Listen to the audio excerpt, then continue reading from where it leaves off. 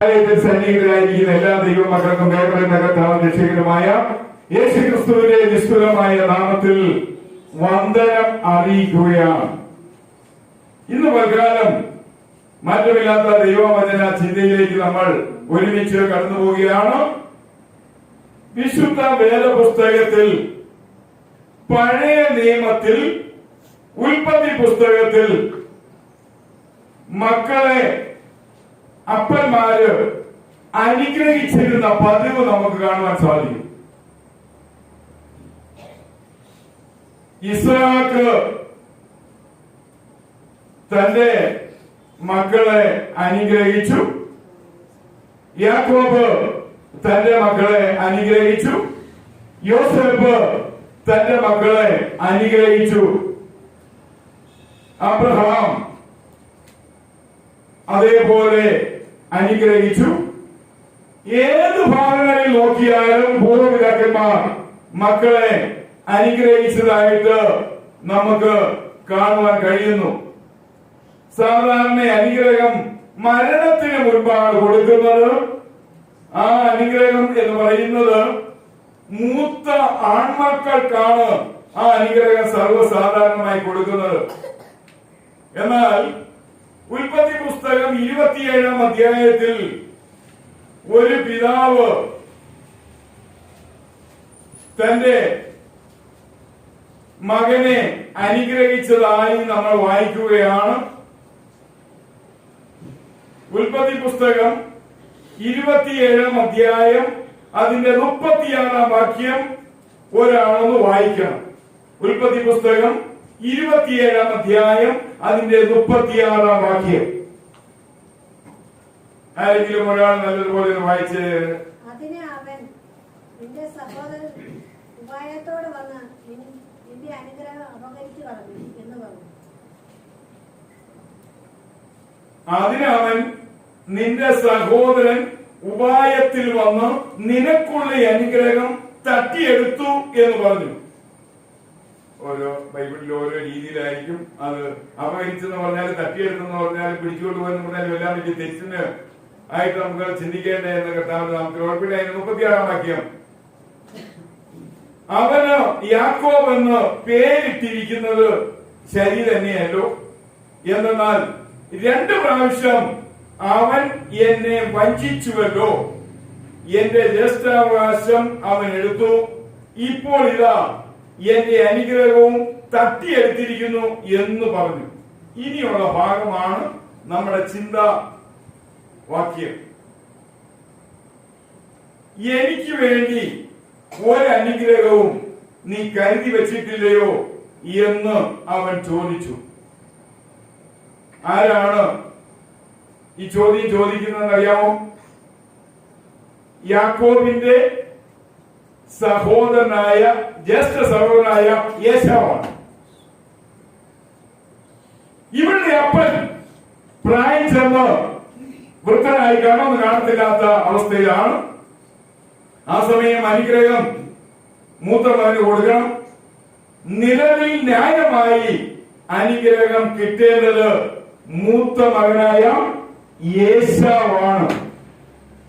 എന്നാൽ അമ്മ ഇളയ മകനോട് അല്പം കൂടുതലുള്ളതുകൊണ്ട് അവനോട് പറഞ്ഞു, നീ പെട്ടെന്ന് പോയി മേൽത്തരമായ ഇറച്ചി അനുഭവിക്കുന്ന അവസ്ഥയിൽ ആഹാരം ക്രമീകരിച്ച് നിന്റെ അപ്പന് കൊണ്ട് കൊടുക്കണം. ഈ ആഹാരം കഴിച്ചിട്ട് മാത്രമേ ന്യായപ്രമാണത്തിലെ പിതാക്കന്മാരെ അനുഗ്രഹിക്കുന്നുള്ളൂ. ഇപ്പൊ നമ്മളൊരു കാര്യം അറിയണം, കൊടുത്താലേ അനുഗ്രഹം തിരിച്ചു കിട്ടുകയുള്ളൂ എന്നൊരു തത്വം അവിടെയുണ്ട്. അങ്ങനെ ഇളയ മകനായ യാക്കോബിനെ അമ്മ അതിനുവേണ്ടി ക്രമീകരണം ചെയ്തു. ഇളയ മകനായ യാക്കോബ് അപ്പന്റെ അടുക്കൽ ചെന്ന് കണ്ണു കാണാത്ത അപ്പനെ പറഞ്ഞ് പറ്റിച്ച് അനുഗ്രഹം വാങ്ങി. നീ എന്റെ മൂത്ത മകൻ ഏശാവ് തന്നെയോ എന്ന് ചോദിച്ചപ്പോൾ അവൻ ഒരു രീതിയിലുള്ള ആശങ്കയ്ക്കും വകയില്ലാതെ അതെ ഞാനാണ് എന്ന് പറഞ്ഞ് അനുഗ്രഹം വാങ്ങിച്ച് അപ്പന്റെ സന്നിധിയിൽ ഇറങ്ങിപ്പോകുന്ന പുറകെ യഥാർത്ഥ അവകാശിയായ മൂത്ത മകൻ ഏശാവ് അപ്പന്റെ അടുക്കിലേക്ക് വരികയാണ്. ഒരു അനുഗ്രഹമേ കൊടുക്കാൻ പറ്റൂ. അവനെ അനുഗ്രഹിച്ചു, അവൻ അനുഗ്രഹം കൊണ്ട് പോയെന്ന് പറഞ്ഞു. ആ സമയത്ത് പൊട്ടിക്കരഞ്ഞുകൊണ്ട്, ഹൃദയം വേദനിച്ചുകൊണ്ട് യേശു ചോദിക്കുകയാണ്, എനിക്ക് വേണ്ടി ഒരനുഗ്രഹവും നീ കരുതി വച്ചിട്ടില്ലയോ? പ്രിയ വാത്സല്യമുള്ള ദൈവമക്കളെ, അതുകൊണ്ട് ആ ഒരു കരുതലിനെ കുറിച്ചാണ് ഇന്ന് പ്രകാരം നമ്മൾ ദൈവസന്നിധിയിൽ ചിന്തിക്കാൻ പോകുന്നത്. You not reserve a blessing for me. എനിക്ക് വേണ്ടി ഒരനുഗ്രഹവും നീ റിസർവ് ചെയ്തിട്ടില്ലേ, കരുതി വെച്ചിട്ടില്ലേ, സൂക്ഷിച്ചു വെച്ചിട്ടില്ലേ, മാറ്റി വെച്ചിട്ടില്ലേ? പ്രിയ വാത്സല്യമുള്ള ദൈവമക്കളെ, നമ്മുടെ ജീവിതത്തിൽ നമ്മൾ അറിയാം, നമുക്ക് വേണ്ടി അവൻ ചിലത് കരുതി വെച്ചിട്ടുണ്ട്. ആമേൻ. ദൈവം തന്റെ മക്കൾക്ക് വേണ്ടി അനുഗ്രഹം കരുതി വയ്ക്കുന്നവനാണ്. ഒരനുഗ്രഹം മാത്രമല്ല, ഒട്ടനേകം അനുഗ്രഹങ്ങളുടെ ഉറവിട സങ്കേതമാണ് ദൈവസന്നിധി എന്നുള്ള കാര്യം നമ്മൾ അറിഞ്ഞുകൊണ്ട് തന്നെ 67-ാം സങ്കീർത്തനത്തിലൂടെ ഈ ചിന്താധാരയിലേക്ക് നമ്മൾ ഒരുമിച്ച് ഒന്നുപോലെ ഒത്തുചേർന്ന് കടന്നു പോവുകയാണ്. അങ്ങനെയെങ്കിൽ ദ സോഴ്സ് ഓഫ് ബ്ലെസ്സിംഗ്, അനുഗ്രഹത്തിന്റെ ഉറവിടം, 67-ാം സങ്കീർത്തനത്തിന്റെ 1-ാം വാക്യം വായിച്ചാൽ നമുക്ക് അവിടെ കാണാൻ സാധിക്കുന്നു. അനുഗ്രഹത്തിന്റെ ഉറവിടം. പ്രിയ ദൈവമക്കളെ, അതിന്റെ 1-ാം വാക്യം, ദൈവം നമ്മോട് കരുണ ചെയ്ത് നമ്മെ അനുഗ്രഹിക്കുമാറാകട്ടെ. അവൻ കരുണ ചെയ്താൽ, അവൻ ദൈവം കാണിച്ചാൽ, അവൻ മനസ്സറിഞ്ഞാൽ നമുക്ക് അവന്റെ അനുഗ്രഹം തീർച്ചയായും കിട്ടും. അതിന്റെ 6-7 വാക്യങ്ങളിലെല്ലാം ദൈവമേ, ജനങ്ങൾ നിന്നെ സ്തുതിക്കട്ടെ, സകല ജനങ്ങളും നിന്നെ സ്തുതിക്കട്ടെ, ദൈവം നമ്മെ അനുഗ്രഹിക്കും. 7-ാം വാക്യത്തിൽ പറയാം. അതുകൊണ്ട് പ്രിയ ദൈവമക്കളെ, ദ സോഴ്സ് ഓഫ് ബ്ലെസ്സിംഗ്, അനുഗ്രഹത്തിന്റെ ഉറവിട കേന്ദ്രം, അതിന്റെ 6-7 വാക്യങ്ങളിൽ പറയുന്നു ദൈവമാണ്. അനുഗ്രഹത്തിന്റെ ഉറവിടം ഒന്നാമത് ദൈവമാണ്. രണ്ടാമത് നമ്മൾ നോക്കിയാൽ God is in the midst. നമ്മുടെ മധ്യത്തിൽ ദൈവജനം ഒരുമിച്ച് കൂടുമ്പോൾ അവരുടെ മധ്യത്തിൽ, കുടുംബം ഒരുമിച്ച് കൂടുമ്പോൾ അവരുടെ മധ്യത്തിൽ. അതുകൊണ്ടാണ് ബൈബിളിൽ പുതിയ നിയമം പറയുന്നത്, 2-3 പേർ എന്റെ നാമത്തിൽ ഒരുമിച്ച് കൂടുമ്പോൾ ഞാൻ അവരുടെ നടുവിലുണ്ട്. പ്രിയ ദൈവമക്കളെ, അനുഗ്രഹം എപ്പോഴും സൈഡിലല്ല, മുൻപിലല്ല, പുറകിലല്ല, പിന്നെയോ നമ്മുടെ നടുവിൽ എന്ന് പറയുമ്പോൾ നമ്മുടെ ഹൃദയത്തിലാണ്. നമ്മൾ ഒരുമിച്ച് കൂടുന്ന ആ കൂട്ടത്തിന്റെ മധ്യയാണ് ദൈവത്തിന്റെ അനുഗ്രഹം ഇറങ്ങി വരുന്നത്. ഹല്ലേലൂയ. അതുകൊണ്ട് പ്രിയ ദൈവമക്കളെ, അനുഗ്രഹത്തിന്റെ ഉറവിടം ദൈവമാണ്. അനുഗ്രഹം ആ ദൈവജനം കൂടുന്ന അതിന്റെ മധ്യയാണ്. അത് മാത്രമല്ല, ഗോഡ് ഓഫ് ഗ്രേസ്, കൃപയാലാണ്, ദൈവത്തിന്റെ അളവറ്റ കൃപയാലാണ് ഈ അനുഗ്രഹം എല്ലാം നമുക്ക് കിട്ടുന്നത്. ആമേൻ. പ്രിയ ദൈവമക്കളെ, അനുഗ്രഹത്തിന്റെ ഉറവിടം ദൈവമാണ്. ദൈവജനത്തിന്റെ നടുവിലാണ് അനുഗ്രഹം. ദൈവത്തിന്റെ കൃപയാൽ ആണ് അനുഗ്രഹം. ഉൽപ്പത്തി പുസ്തകം 32-ാം അധ്യായം അതിന്റെ 26-ാം വാക്യം വായിച്ചാൽ, ഉൽപ്പത്തി പുസ്തകം 32-ാം അധ്യായം അതിന്റെ 26-ാം വാക്യം നമ്മൾ വായിച്ചാൽ അവിടെ ഇങ്ങനെ വായിക്കുന്നു. ഉൽപ്പത്തി 32-ന്റെ 26, അപ്പോൾ ആ പുരുഷൻ നേരം പുരളുന്നതിനാൽ എന്നെ പോകുവാൻ അനുവദിക്കുക എന്ന് പറഞ്ഞതിന് നീ എന്നെ അനുഗ്രഹിച്ചിട്ടല്ലാതെ ഞാൻ നിന്നെ വിടുകയില്ല എന്നവൻ പറഞ്ഞു. പ്രിയ ദൈവമക്കളെ, നമുക്കറിയാം, യാബോക്ക് എന്ന കടവ് കടക്കുന്ന സമയം ഒരു ദൈവമാലാഹയുമായി മല്ലു പിടിക്കുകയാണ് യാക്കോബ്. ദൈവത്തിന്റെ മാലാഹ യാക്കോബിനോട് പറഞ്ഞു, സൂര്യൻ ഉദിക്കാൻ പോകുന്നു, നീ എന്നെ വിടണം. ആരും എന്നെ കാണാൻ പാടില്ല, നീ എന്നെ വിട്ടല്ലാതെ എനിക്ക് പോകാൻ സാധിക്കത്തില്ല. ഈ സമയം യാക്കോബാണ്, എന്നെ അനുഗ്രഹിച്ചിട്ട് നീ പോകാവൂ. പ്രിയ വാത്സല്യമുള്ള ദൈവമക്കളെ, നമുക്ക് ചില കാര്യത്തിൽ ഒരു കടുംപിടുത്തം ആവശ്യമാണ്. എന്ന് പറഞ്ഞാൽ ദൈവം നമ്മളെ അനുഗ്രഹിപ്പാൻ നമ്മൾ എന്ത് ദൈവസന്നിധിയിൽ അല്പം കൂടി ഒരു കർക്കശക്കാരനായി നമ്മൾ നിലനിൽക്കണം. ഞാൻ നിന്ന് തരാം, നീ എന്നെ എന്തെങ്കിലും ചെയ്യുമോ എന്ന് പറഞ്ഞ കാര്യമില്ല, ഉണ്ടോ? അതുകൊണ്ട് നമ്മൾ ചിരി ബലാത്കാരമായി പറയുന്ന പോലെ, ആധികാരികമായി പറയുന്ന പോലെ, ശക്തമായി പറയുന്നത് പോലെ നമുക്ക് ദൈവസന്നിധിയിൽ നിന്ന് അനുഗ്രഹം അവകാശത്തോടെ വാങ്ങിക്കുവാൻ കഴിയണം.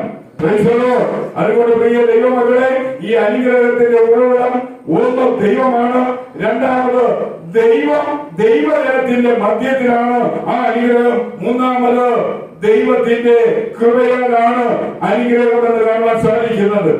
ഈ സങ്കീർത്തനം നമ്മൾ ചിന്തിക്കുമ്പോൾ ദ നേച്ചർ ഓഫ് ബ്ലെസ്സിംഗ്, ഈ അനുഗ്രഹത്തിന്റെ സ്വഭാവശുദ്ധി എന്താണ് എന്ന് ചോദിച്ചാൽ 67-ാം സങ്കീർത്തനത്തിന്റെ 4-ാം വാക്യത്തിൽ നമുക്ക് അതിനൊരു സൂചന കാണാൻ സാധിക്കുന്നു. 67-ാം സങ്കീർത്തനം അതിന്റെ 4-ാം വാക്യത്തിൽ ജനങ്ങൾ സന്തോഷിച്ച് ഘോഷിച്ചുല്ലസിക്കട്ടെ, നീ ജനങ്ങളെ നേരോടെ വിധിച്ചു, ഭൂമിയിലെ ജനതകളെ ഭരിക്കുന്നുവല്ലോ. പ്രിയ വാത്സല്യമുള്ള ദൈവമക്കളെ, ദൈവത്തിന്റെ അനുഗ്രഹ സ്വഭാവം നമ്മൾ നോക്കുകയാണെങ്കിൽ ഒന്നാമത് ദൈവത്തിന്റെ സാന്നിധ്യം എവിടെയുണ്ടോ അവിടെ അനുഗ്രഹമുണ്ട്. പുറപ്പാട് പുസ്തകം 33-ാം അധ്യായം 15-ാം വാക്യം, ദൈവവും മോശയും തമ്മിൽ ഒരുമിച്ച് കണ്ടുമുട്ടി. അതിനുശേഷം മോശ ദൈവത്തോട് പറയാണ്, നിന്റെ സാന്നിധ്യം എന്നോടുകൂടെ പോരുന്നില്ല എങ്കിൽ എന്നെ ഈ ജനവുമായി ഇവിടെ പോകുവാൻ അനുവദിക്കരുത്. പ്രിയ ദൈവമക്കളെ, അങ്ങനെ മോശ അത് പറഞ്ഞുവെങ്കിൽ മോശയുടെ ആഗ്രഹം അതായിരുന്നു. ഒരിക്കൽ തനിക്കറിയാം, സീനായി മലയിൽ കയറി ദൈവം മുമ്പാകെ ഇരുന്ന് അനുഗ്രഹം വാങ്ങിച്ച് അനുഭവമുള്ളതുകൊണ്ട് ഈ ജനവുമായി ഇവിടുന്ന് പോകണമെങ്കിൽ ദൈവമേ നിന്റെ സാന്നിധ്യം എന്നോടുകൂടെ പോരണം. അതുകൊണ്ട് പ്രിയ വാത്സല്യമുള്ള ദൈവമക്കളെ, ദൈവാനുഗ്രഹത്തിന്റെ ആ പശ്ചാത്തലം നമ്മൾ നോക്കുകയാണെങ്കിൽ ഒന്നാമത് ദൈവത്തിന്റെ സാന്നിധ്യം നമ്മളോടൊപ്പം ഉണ്ടെങ്കിൽ അനുഗ്രഹമുണ്ടാകും. രണ്ടാമത് ഗോഡ്സ് റൂളാണ്, ദൈവം നമ്മളെ ഭരിക്കുന്നുവെങ്കിൽ നമുക്ക് അനുഗ്രഹം ഉണ്ടാകും. നമുക്കറിയാമല്ലോ, ഒരു രാജാവ് ഒരു രാജ്യത്തെ ഭരിച്ചാലേ ആ രാജ്യത്തിന് എന്തെങ്കിലും ഗുണങ്ങള്, എന്തെങ്കിലും നേട്ടങ്ങള് ഉണ്ടാകത്തുള്ളൂ. ദൈവ സാന്നിധ്യത്താൽ അനുഗ്രഹം ഉണ്ടാകും, ദൈവം നമ്മളെ ഭരിക്കുന്നതിലൂടെ അനുഗ്രഹം ഉണ്ടാകും. അത് മാത്രമല്ല, ഗോഡ്സ് ഗൈഡൻസ്, ദൈവം നമ്മളെ നയിക്കുന്നതിലൂടെ. പ്രിയ ദൈവമക്കളെ, ദൈവ സാന്നിധ്യമുണ്ടെങ്കിൽ അനുഗ്രഹം, ദൈവ ഭരണമുണ്ടെങ്കിൽ അനുഗ്രഹം, ദൈവ സാന്നിധ്യമുണ്ടെങ്കിൽ അവിടെയും അനുഗ്രഹം. ഹല്ലേലൂയ. അതുകൊണ്ടാണ് മത്തായി 28:20 കർത്താവ് പറഞ്ഞത്, ഞാനോ ലോകാവസാനത്തോളം നിങ്ങളോടുകൂടെ ഉണ്ട്, നിങ്ങളെ അനുഗ്രഹിപ്പാൻ, നിങ്ങളെ സഹായിക്കാൻ, നിങ്ങൾക്ക് നന്മ ചെയ്യുവാൻ ഞാൻ നിങ്ങളോടുകൂടെ ഉണ്ട്. പ്രിയ വാത്സല്യമുള്ള ദൈവമക്കളെ, ഉണ്ടെങ്കിൽ നമുക്ക് അനുഗ്രഹങ്ങൾ ഉണ്ടാകുമെന്ന് കർത്താവിന്റെ നാമത്തിൽ ഞാൻ ഓർപ്പിക്കട്ടെ. പ്രിയ വാത്സല്യമുള്ള ദൈവമക്കളെ, ഇല്ലായ്മയിൽ നിന്ന് നമ്മളെ ഉയർത്തുവാൻ നമ്മുടെ ദൈവം നമ്മളോടുകൂടെ ഉണ്ടാകണം.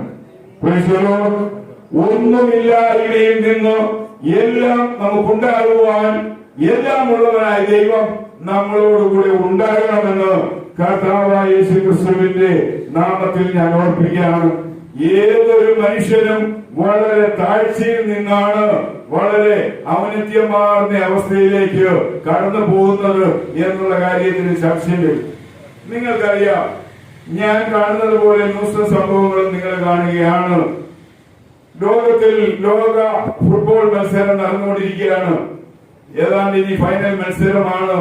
ഇന്ന് രാത്രി 12 മണിക്ക് നടക്കാനുള്ളത്. നാളെ കേരളത്തിൽ അവധിയാണെന്നൊരു സംശയമുണ്ട്, അല്ലെ? പ്രിയ വാത്സല്യമുള്ള ദൈവമക്കളെ, നിങ്ങൾ ഒരു കാര്യം മനസ്സിലാക്കണം. ഈ രണ്ട് മത്സരം രണ്ട് ദേശക്കാർ തമ്മിലാണ്. ഒന്ന് യൂറോപ്പും ഒന്ന് അമേരിക്കയുമാണ്. ഇതിനകത്തൊരു പ്രത്യേകത ഞാൻ നിങ്ങളെ ഓർപ്പിക്കാം. അമേരിക്ക എന്ന് പറയുമ്പോൾ അവിടെ അർജന്റീനയാണ് നിങ്ങളുടെ മനസ്സിൽ പേരുള്ള ഒരു ലയണൽ മെസ്സി ഉണ്ട്. അദ്ദേഹത്തിന്റെ ചരിത്രം നോക്കിയാൽ തെരുവിൽ ജീവിച്ച ഒരു കുടുംബത്തിൽ നിന്ന് കയറി വന്നതാണ്. പ്രിയ ദൈവമകളെ, അതേപോലെ തന്നെയാണ് സ്പെയിനിലെ പ്രധാനപ്പെട്ട ഒരു കളിക്കാരനുണ്ട്. ആ കളിക്കാരൻ നിങ്ങൾക്കറിയാം, വളരെ മുൻപന്തിയിൽ വന്ന് ആ രാജ്യത്തിന് വേണ്ടി എപ്പോഴും ഗോൾ സ്കോർ ചെയ്യുവാനായിട്ട് ഏറ്റവും സഹായിക്കുന്ന ഒരു പൊക്കം കുറഞ്ഞ ഒരല്പം മുടി വളർത്തിയ ഒരു പയ്യൻ. അദ്ദേഹത്തിന്റെ ചരിത്രം നമ്മൾ നോക്കിയാലും ഒന്നുമില്ലായ്മയിൽ നിന്ന് കയറി വന്നവരാണ്. പ്രിയ വാത്സല്യമുള്ള ദൈവമക്കളെ, എപ്പോഴും താഴ്ചയിൽ നിന്നാണ് ഉയർച്ച കയറി വരുന്നത്. ഞാൻ ഈ സമൂഹ ലോകത്തിൽ നടക്കുന്നതുകൊണ്ടാണ് ഇവിടെ രണ്ട് ഉദാഹരണം പറഞ്ഞത്. ആ രണ്ടുപേരെ കുറിച്ചും ന്യൂസുകളുണ്ട്. ഈ രണ്ടുപേരും ലോകപ്രസിദ്ധരായി തീർന്നത് ഇപ്പോഴാണ്. പ്രിയ വാത്സല്യമുള്ള ദൈവമക്കളെ, അവരുടെ ജീവിതം രണ്ടുപേരുടെ കുടുംബം ഒന്നുമില്ലാത്ത കുടുംബമാണ്. ഏതാണ്ട് രണ്ടുപേരും ഒരു തെരുവ് ജീവിതം നയിച്ചവരാണ്. ഇന്ന് രാവിലെ ഞാൻ ഒരു വാർത്ത കേട്ടപ്പോൾ എനിക്ക് വളരെ പ്രയാസം തോന്നിയുണ്ടായി. ആ സ്പെയിനിലെ കളിക്കാരനെ കുറിച്ച് ഒന്നുമില്ലാത്ത ഒരു അവസ്ഥയിൽ നിന്ന്. കാരണം മാതാപിതാക്കള് അവർ ചെയ്യുന്ന ജോലിയെ കുറിച്ച് നമ്മൾ പറയുകയാണെങ്കിൽ അത്രമാത്രം ദയനീയമായ താഴ്ചയിലുള്ള ജോലി ചെയ്ത് ആ അവസ്ഥയിൽ നിന്ന് കയറി വന്ന ആ ഒരു കളിക്കാരൻ എത്തിയിരിക്കുന്ന അവസ്ഥ എന്താണെന്ന് നിങ്ങൾക്ക് അറിയാമോ? പ്രിയ വാത്സല്യമുള്ള ദൈവമകളെ, അപ്പോൾ ഈ ലോകകപ്പ് ഫുട്ബോളിൽ ഈ രണ്ട് പേരാണ് ലോകത്തിലെ ഏറ്റവും ശ്രദ്ധ പിടിച്ചത്. കാരണം അവരുടെ ആ ഒരു ശ്രദ്ധ പിടിക്കാനുള്ള കാരണം അത്ര താഴ്ചയിൽ നിന്നാണ് ഇവർ കയറുക.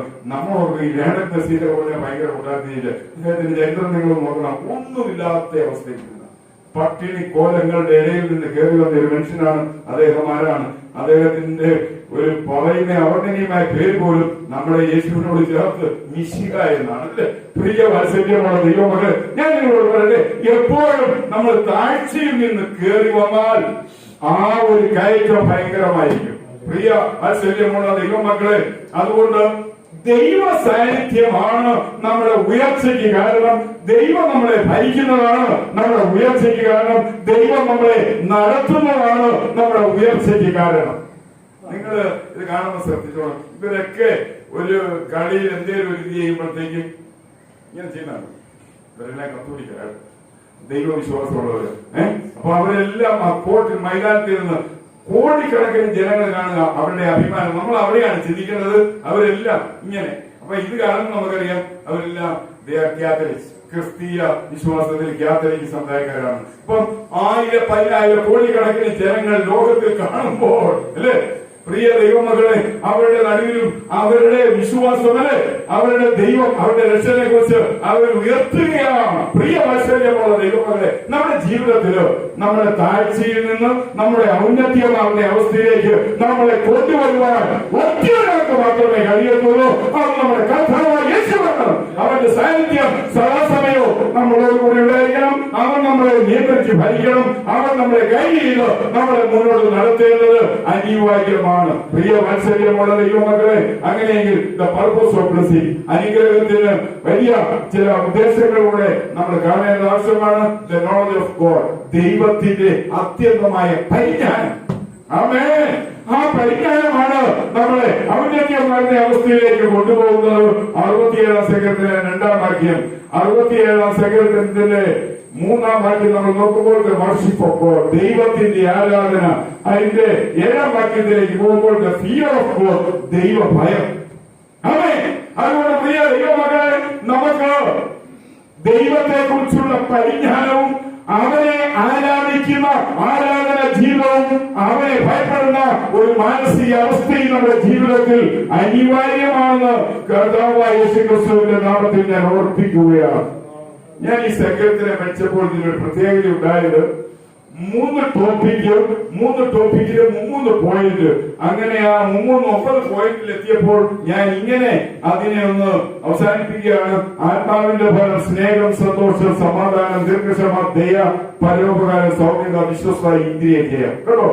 അപ്പം 3 പ്രധാനപ്പെട്ട ടോപ്പിക്കുകളിൽ 3 പോയിന്റും 9 പോയിന്റിലേക്ക് വന്നപ്പോൾ ഈ 67-ാം സങ്കീർത്തനത്തിന്റെ content the fruits of Holy Spirit, പരിശുദ്ധാത്മാവിന്റെ ഫലങ്ങൾ എന്നുള്ള ഒരു അവസ്ഥയിലേക്ക് പോവുകയുണ്ടായി. അതുകൊണ്ട് ഗലാത്യ ലേഖനം 5-ാം അധ്യായം 22, 23 വാക്യങ്ങളാണ് ആത്മാവിന്റെ ഫലമായ സ്നേഹം, സന്തോഷം, സമാധാനം, ദീർഘക്ഷമ, ദയ, പരോപകാരം, വിശ്വസ്ത, സൗമ്യത, ഇന്ദ്രിയം. ഈ 9 ഫലങ്ങൾ നിൽക്കുന്നുവെങ്കിൽ ഈ 9 ഫലങ്ങളുമായി ബന്ധപ്പെട്ട ഒരു സങ്കീർത്തനത്തെ ഇന്ന് പക്കാലം ഞാൻ നിങ്ങൾക്ക് സമ്മാനിച്ചിരിക്കുന്നു. സങ്കീർത്തനം 67. അങ്ങനെയെങ്കിൽ പ്രിയ മത്സരമുള്ള ദൈവമക്കളെ, മഴക്കാലത്ത് അനുഗ്രഹത്തിന് ഒരു ഉറവിടമുണ്ട്. രണ്ടാമത് ദ നേച്ചർ ഓഫ് ബ്ലെസ്സിംഗ്, ഈ അനുഗ്രഹത്തിന് ഒരു പശ്ചാത്തലമുണ്ട്. മൂന്നാമത് ദ പർപ്പസ് ഓഫ് ബ്ലെസ്സിംഗ്, അനുഗ്രഹത്തിന് ഒരു ഉദ്ദേശമുണ്ട്. ആ ഉദ്ദേശം നമ്മുടെ കർത്താവിനോടുകൂടെ സദാകാലം ആത്മീയ സന്തോഷം സമൃദ്ധിയിൽ ഫലനിബിഡമായി ജീവിച്ചു മുന്നേറുക എന്നുള്ളൊരു അവസ്ഥയാകിയാൽ കർത്താവ് അതിനായി നമ്മളെ അന്ത്യത്തോളം അവസാനത്തോളം സൂക്ഷിക്കുകയും സുസ്ഥിരമായി നടത്തുകയും ചെയ്യട്ടെ. ആമേൻ. ആഴ്ചയിൽ നമ്മെ ഓർത്തവരെ വീഴ്ച